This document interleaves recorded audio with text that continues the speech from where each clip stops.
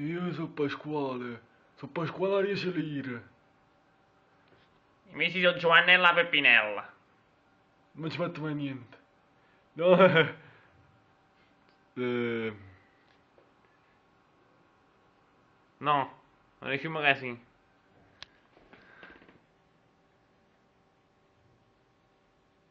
Cosa sto dicendo questo? Rispondi tu, Pascal. E che non c'è diciamo che la mattina in presto mi scende con un culo tanto, no? E poi basta. Tre mazzatarella qua.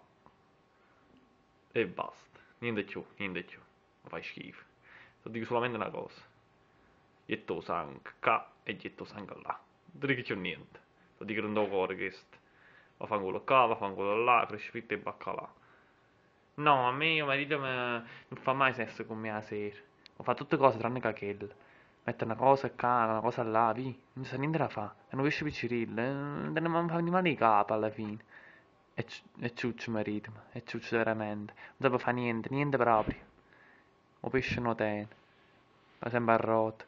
E mi fa una capa tanta. Ci mettessi un culo a isso. Ma non posso perché io pesce non tengo. Non tengo niente. Isso sì però. Ma lo tengo piccolino. E non mi accontento mai. Non cazzi, perché mi sto cazzando veramente e non ce la faccio più, non ce la faccio più. Non ce la faccio più perché mi è tutta la palla, non vi ride, non fatemi mai, tengo l'occhio rosso perché la notte non dormo. Mi ci fa striato, solo lo dico, mi incazzo.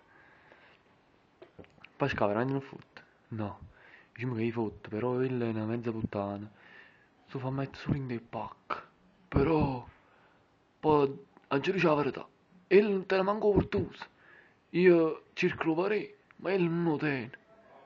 Non tiene niente. Non ci trasa niente. E a mattina non faccio niente perché la capa non la tengo. Non tengo niente. Né pesce e né patata. Manco cazzo tengo.